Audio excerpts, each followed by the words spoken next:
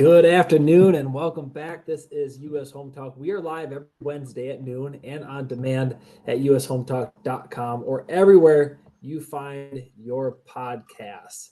We are your hosts, Marcus Walgrave with South Dakota Home Team, powered by Hague Realtors, Jason Walgrave with Walgrave Real Estate Group and the Minnesota Real Estate Team at Remax Advantage Plus. And we'll be taking all of your questions today in the show.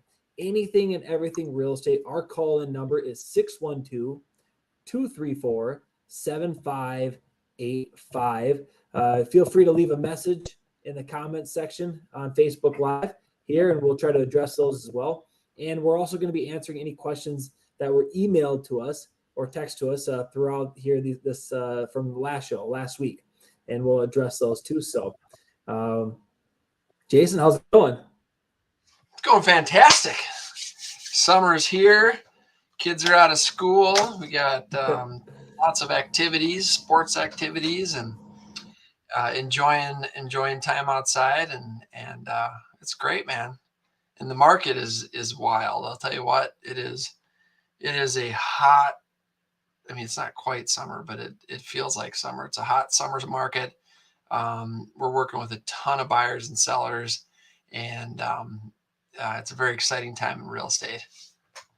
Yeah, there's definitely a lot going on. A lot of news articles talking about the market, which is common. I mean, spring real estate is a hot topic nationwide here in America. So, when it's this time of year, there's just a lot of good stories to talk about. And, as us being full-time realtors, we get to experience it firsthand.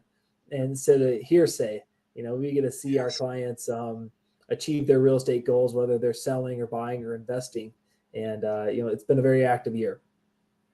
It has. And there's, in the last, week or so, definitely a lot of talk about anticipated interest rates going down. So, and a rate drop on the 30-year fixed rate. So it's always exciting to hear that.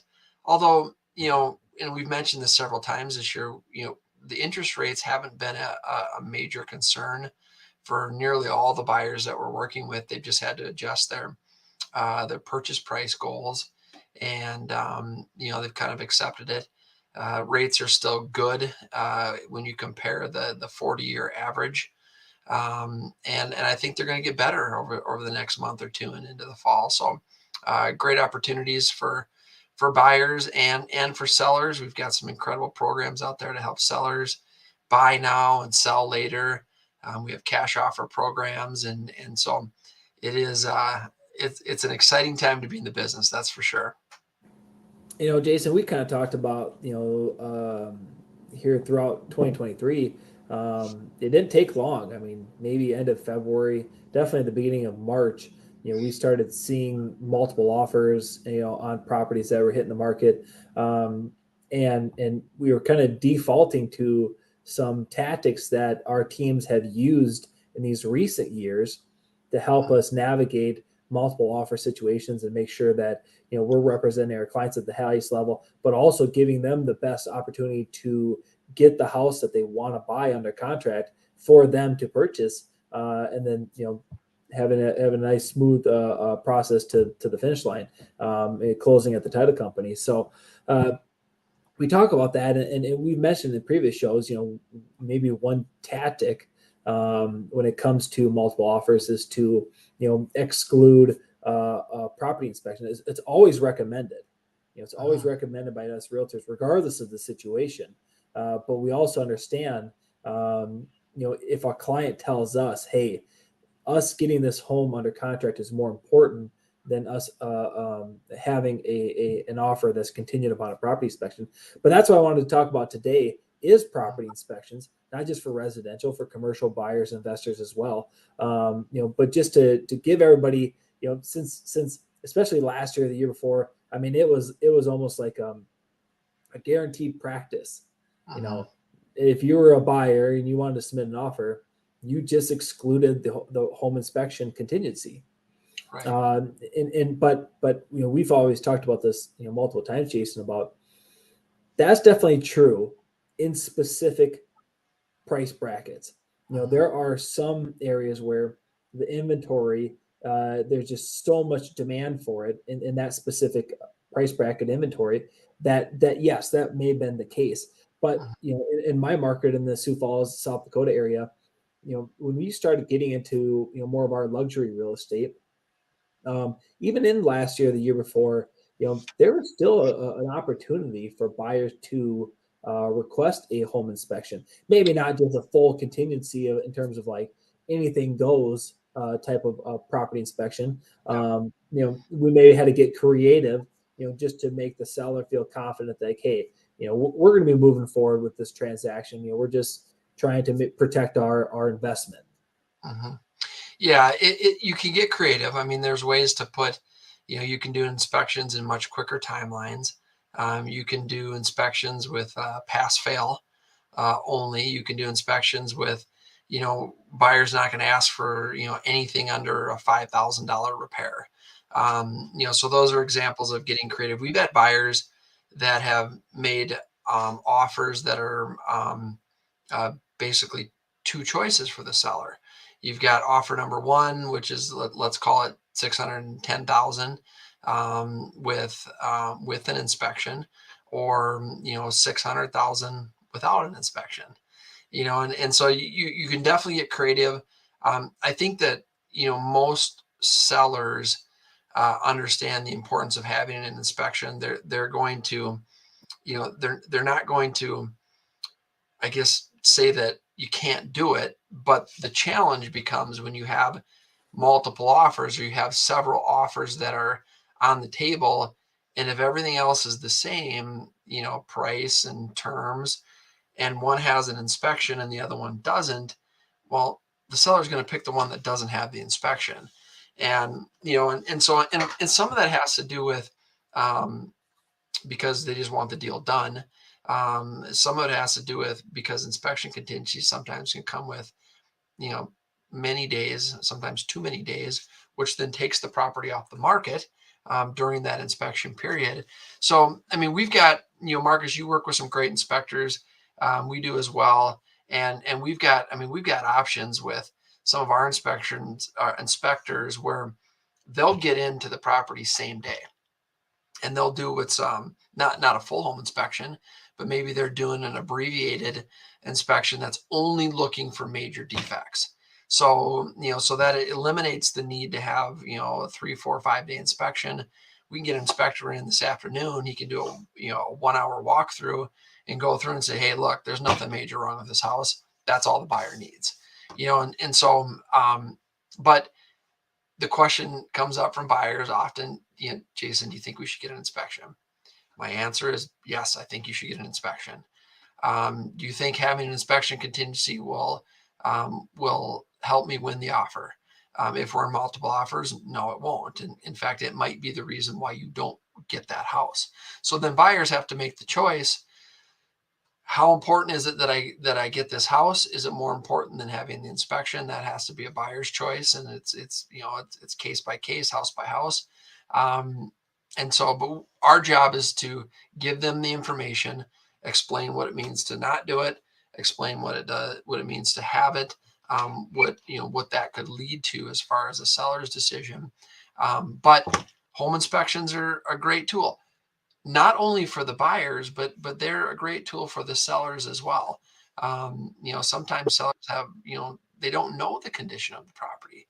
Maybe it was an investment property or rental, or maybe it was an estate, or it was inherited and they've never lived there. So we're definitely, we advocate for inspections. And today we're going to be talking about all the benefits of having a home inspection. What's up, Overson? What's up, fellas? Good to see you. So just so everyone knows, let's hear it. Here it comes. The wife is gone for the entire week, which means I got 3 of the kids on my own, right? And so anybody with kids knows that this is a proven fact that however you plan your schedule, you're not going to be able to follow that schedule. Nothing is going to happen on time when it needs to happen. Yes, enough said right there. That is so true. In fact, Theodore, he got up with me at 4:30 this morning, he comes to the bathroom. I'm getting ready, and he comes walking in. He's all like, oh, it's all bright. I'm like, dude, I'm like, what are you doing? He's like, I'm not tired anymore. I'm like, okay. I'm like, you want to come to the office with me? Yep. So he goes and gets dressed. He's been with me all day. I think he's downstairs with Tony having lunch right now or something. So it's all good. So then I was like, who doesn't have kids that might be able to watch them over the next couple days? Evan. Uncle Evan. I'm gonna be dropping thank him you. off. Okay. About 7:00 tonight. I'll drop him off. You can have him for Thursday, Friday. Do cool, fun uncle stuff with them. Yes. And then I'll pick him up, sometime. I don't know, sometime this weekend. You can like show them how to work on a car and do stuff like that. I can put them to work. Definitely In the mines. In the mines. Well, good to see you. So the inspection thing, I mean, you bring up a good point there. Now I want to get your thoughts on this. So you can make an offer. You can make an offer saying that you're requesting to get an inspection done, but it doesn't have to be contingent upon the inspection, right? So it's like, all right, so I'm going to get an inspection done, Mr. Seller, but I'm basically, I can't back out due to the results of the inspection. It's just for my information only, so I know, the ins and outs of the house and I know what I'm buying. Right. How do you guys feel about that? Does the seller look at that and be like, it's still, okay, it's not contingent upon that, but it's still a way that buyer can leverage and basically get their way out of the contract? Well, get your way out of the contract. No. However, if you have the property disclosures and you've read everything that's on there, if you do an inspection and something is discovered, a material fact that is discovered, and that's defined as something that affects the value or quiet enjoyment of the property. If that's discovered during the inspection and it was not on the property disclosure, that's something to talk about, and so, so to answer your question, Mike, I think it depends on the property, right? I mean, if the seller there, there might be something like they don't know, but they think there might be because maybe the home is older or something. They're not going to like that any more than just a regular home inspection. Yeah. Because once a seller has made known of a material fact, they have to by law disclose it. Agents have to by law disclose it if something is found out or something becomes known that was unknown before. So I don't know. I think it probably has about the same effect, Mike, as a regular inspection. If a seller is anti-inspection, right? They're like, and they're pushing the no inspection thing.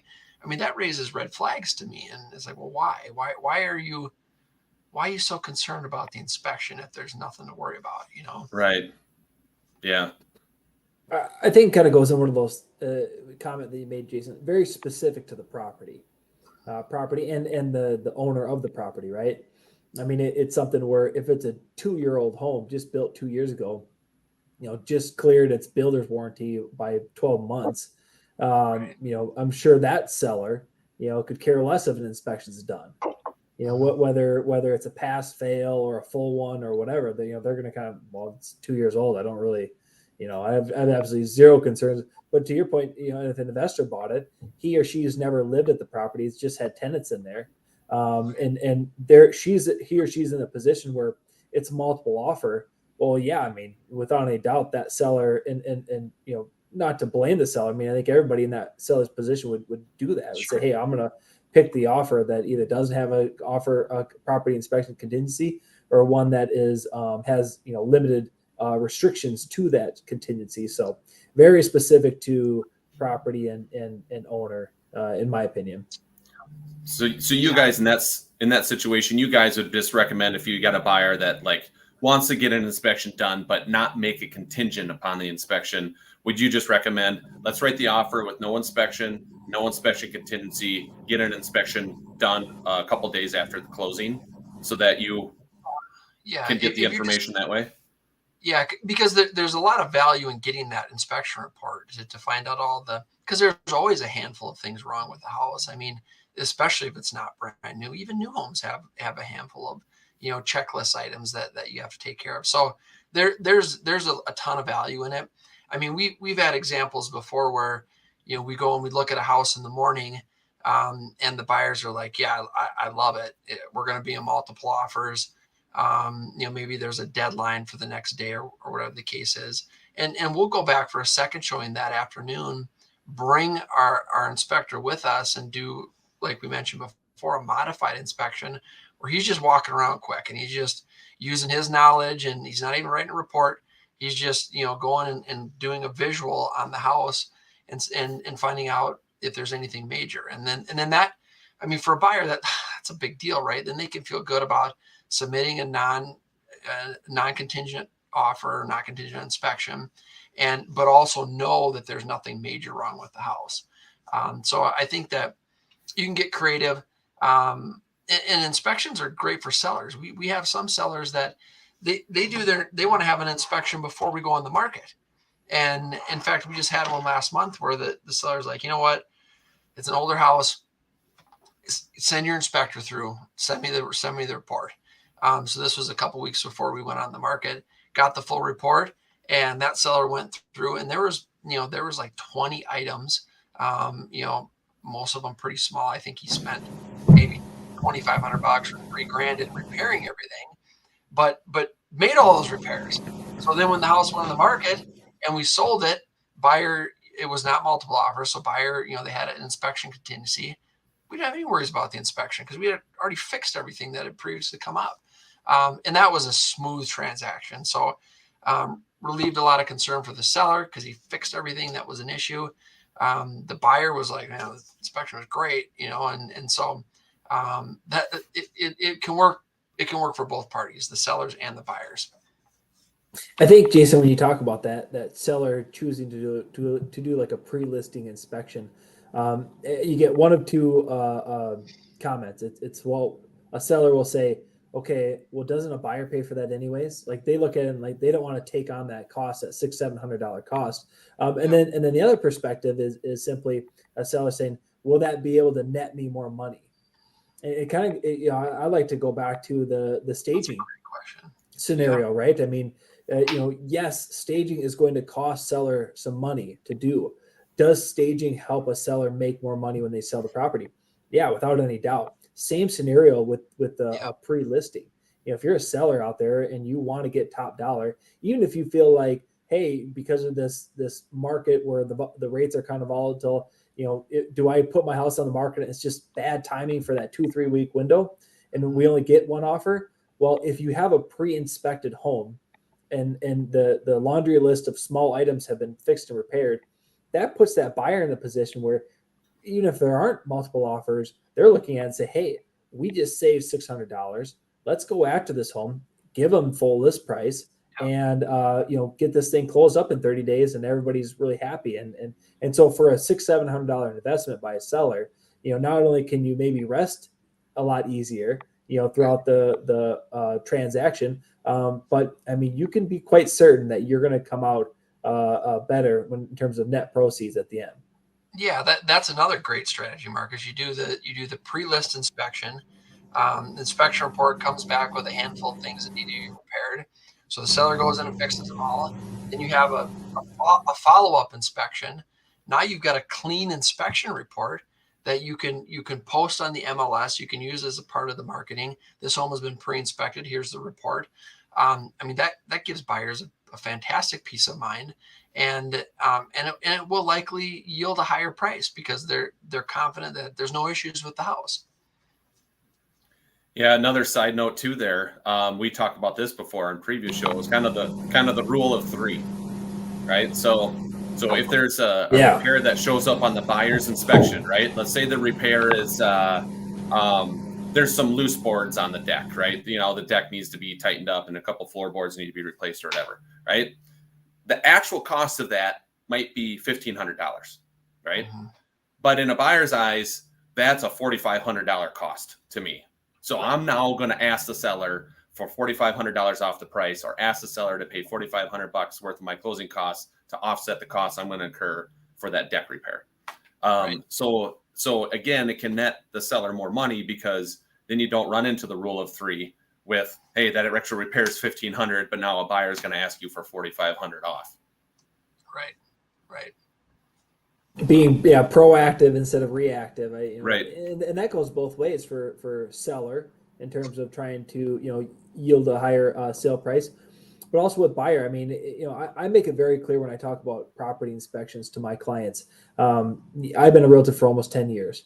I've been in hundreds and hundreds and hundreds of thousands of homes, and represented clients that have bought all sorts of homes, from new construction to 100+ year old homes. So I have a lot of experience, going through homes, noticing things, and then realizing that they did pop up on the property inspection. But I make it very clear, you will not see me go on that roof. If I'm showing a home, I'm not going in the attic. I'm not checking, the plumbing. I'm not an electrician either. And so, the importance of hiring a professional property inspector, it has incredible value. They, almost all of them provide, these in-depth digital reports that you can keep forever. Some even have some internal resources in terms of like, hey, now that you're a new homeowner, make sure you're doing these things in fall. You get these newsletters. So, I mean, they bring a lot of value, not just the service that they provided to the structure, but also beyond the sale as well. And Mike, you made the comment about, well, hey, what about a buyer doing this after closing? And that's something where, as a realtor, having the conversation with my clients, it's if you want to pass on the property inspection, I recommend that you still do that. But you got to keep in mind that it is likely that they're going to find, a laundry list of items. We're not going to be able to go back to seller and say, hey, now that we bought the house and closed on it, we came across these things. To your point, Jason, if there's a material fact, then maybe you have to go down the road of mediation or whatever that case might be. But if it was anything that they knew, and it was a new item that was found on the house, well, that's just, you as a buyer need to take that on as a homeowner. And as long as they know that, they understand that, it's like, hey, and Evan can contest to this. If you can fix that little leak that might be happening in the flashing, if you can caulk that up, or maybe it isn't even a leak, there's just some nail holes, and just caulk those nail holes. It's like, well, fix it today, so then in 5 years you don't have a leak in your roof. It's that the importance of, you still want to know the little things that are wrong with your house. Because if you have the means to fix them today, you're going to be able to do it for a lot cheaper than if you wait for that little thing to turn into a big thing. Preventative maintenance. Yeah, and the other thing too is just knowing how the house works. You take HVAC systems today and even compare it to 10 years ago. They're different today. They're way more advanced. How do you operate them? Do you have different zones? Does each level of the home have its own thermostat? How many filters do you have in your utility room? That's one big thing, because everyone's like, yeah, there's a furnace filter. Okay, what about the humidifier? What about the air exchanger? What about this? That everything's got a filter now that you got to change, right? And there might be 4 different filters in your utility room that you got to change, at different intervals. A lot of homeowners don't know that, though. No. You know what I mean? So that inspection and that inspector usually walks through the house to say, okay, here's how this system works. Here's what you need to watch for. Here's, it's got a filter. Here's how you find it. This is how you replace it. Because, even in our house, we had Pebble Creek build it in 2016. It was probably 3 years down the road before I actually went through there and I started pulling stuff apart. And I'm like, the heck is this thing? Oh, there's a filter here. Oh, looks like it's basically plugged because I haven't touched it for 3 years. You know what I mean? So it's just that knowledge, it's the knowledge base of the maintenance stuff that you get along with the other stuff that the inspector provides. There's some homes that don't even know they have a furnace filter, because I've been in those homes. Furnace filters have been changed years. I don't even know how the furnace works. It's so clogged. So that does happen. Yes. And those little things, people, I always think of like since we're talking about filters, the new filters that are out there, like $30 a pop. The big ones are, $50, $60 a pop, and they filter, every little microorganism and virus in the air. And but when those things get clogged up a little, they're already restricting a lot of the air. They're already making your HVAC work overtime because of that a high grade filter. So you talk to these HVAC guys and they say, hey, if you guys don't have any allergies or any respiratory concerns, put that blue one in there, replace it every month, and you're going to save a lot of money, in terms of your utility costs. You can save a lot of money. So, I don't know of an inspector who doesn't do that buyer walkthrough. And then furthermore, we're talking buyers and sellers, but property inspections can be for homeowners too. You don't need to be selling or buying a house to reach Correct. out to your professional. Like I said, you will never see me on my roof. I'm not going up there. I'm not going in my attic either. So if I'm curious about how my exterior, the condition of my house, the exterior is in, I'm not going to be getting on a ladder and doing that work. I don't do it for myself. I won't be doing it for my clients. But a property inspector will.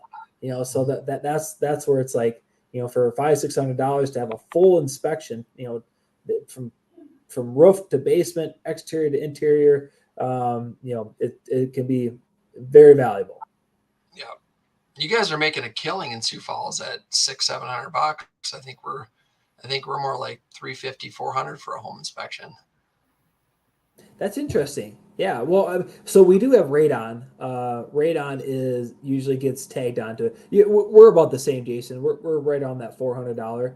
But when you start adding like the radon test, I think that's Sure. like an $85 addition. And then a lot of people like to do the wood destroying insects. Some loan products require that from my in our market. So it's and then that's $85. So Yep. next thing you know, that 450 is 570, and then you add taxes to it, and now we're over 600 pretty easy. Nice. And that's something too, where since we are handle a lot of these more through the transaction, in terms of a buyer, a lot of buyers ask the question, Mike, to me, hey, is that something that we need to pay at time of inspection? As long as the inspector is okay with maybe having the title company take care of payment, that's a service that maybe your mortgage broker like Mike can just make sure that he adds that invoice to the line item and as part of your settlement statement. So then you're not having to worry about, God, did I get that paid, or do I need to come up with it now? Because it's part of my closing costs. There's ways to make it nice and smooth and simple through the title company. Yeah, that could be an option. Again, it's inspector specific. If that deal ends up falling apart and doesn't close, that inspector has to be comfortable with that's a potential to happen. And then I'm sure there's got to be some sort of safety net to where the inspector's like, okay, if it doesn't close, then then I invoice the person who ordered it directly. Yep. Yeah, that seems to be kind of what we see. It's by the inspector, their comfort level of doing a transaction like that, and then it's just making sure that the inspector knows either who the lender is and or who the title company is, so they can make sure that invoice is being passed on, and it doesn't get missed, and where the home closes on a Friday and the inspector calls up a week later and say, hey, did you guys ever close on that house? They're like, oh yeah, we did a week ago. Did you get paid? Like, oh, Right. I guess it would have been nice to pass on the invoice to to the title company. Right. Yep. With I kind of mentioned down here about radon. Radon is a topic. Radon gas is a topic here in South Dakota. For the most part of the state, especially east of the Missouri River in the Sioux Falls area. We talked about also getting wood destroying insects tested, whether that's termites or carpenter ants. But there's more that you can have an inspector test for. A lot of inspectors, they offer mold testing. So if it is something where you do have some health problems and you're maybe buying an older home that maybe doesn't have a current water problem in the basement, but had one a past owner or a previous owner did, it could be one of those situations where it's a good service that you can get from a property inspector too. Not just a home, but there's other things like radon and mold. Yep. Yeah, I'm trying to think if there's anything else too. Radon is funny. Radon, in the early 2010s, and previous to that, it really never even hit the radar. And then it seemed like 2010, 2011, 2012, it really became a big thing. Then all of a sudden, radon is the most talked about thing, right, in our area as far as home inspection goes, and making sure you have, radon test as part of your purchase agreement and all this and stuff, all this and that. And then it kind of faded away a little bit. It's still good to have. I think it was one of those things when it came out, it was newer, where people didn't know it, or understand the potential health effects, or understand that if you put a radon mitigation system in, it almost completely wipes it out, and so you're safe there. So I think it was just new, but now it's kind of like radon's like, and they changed the laws too. They did. They changed the law that said, and so in Minnesota, they changed the law that said the buyer has the right by law to do a radon inspection. It doesn't say that the seller has to do anything about it, but it did give the buyer the right to do the radon inspection. And you're right, Mike, with radon mitigation, I mean, that's like a 99.9% guarantee that it's going to eliminate any radon concerns. And most builders now are, they're at least putting in a passive system, which means they're running, the piping, and then if you want to add the fan, you can. But you're right, it's not talked about as much anymore. I think that if there's any concerns at all that there might be, you should make it a part of your inspection, because it's an easy, easy, $1,500 or $2,000 to remedy it. So it's good to look into it. Yeah, and the remedy and the mitigation systems are, like you said, I mean, it basically wipes it out. There hasn't been one instance where I've seen, higher radon levels, and they throw in a mitigation system. They always test it afterwards again, just to make sure the system's working. Every single time, it's just like, it's pretty much like almost completely gone. So, and I think people are more comfortable with that now, and that's why we don't hear about it, because it's been proven that those systems work. Yep. So in a nutshell, guys, I mean, whether you're a buyer, you're a seller, or a homeowner, you can always rely on that. If you want to get a full inspection of your home, it's a simple service request by a professional property inspector. See what kind of services that they offer, whether it's just structural, mechanical, electrical, plumbing. If there's anything additional, you can always give us a call if you're looking for recommendations to find a good property inspector in your area. And not just for residential. This is a commercial. Property inspections are big. A lot of those commercial buildings got some big ticket items like roofs, HVAC, that they definitely want to know in to make sure that the numbers still make sense. So whether you're a buyer, seller, investor, homeowner, everybody can kind of take advantage of that property inspection. So, and let us know if you guys need any recommendations or referrals. We'd be happy to provide any to you guys. Yeah, we've got some great inspectors that we work with that have been doing it for many, many years. So we'd love to send them over to you. Well, as the show comes to an end today, we want to thank you all for taking your time to tune in live, for your support of US Home Talk. As always, you can find today's show and all of our past shows on our website, ushometalk.com, or wherever you find your podcasts. This is Marcus Walgrave, Jason Walgrave, and Mike Overson. Have yourself a blessed week.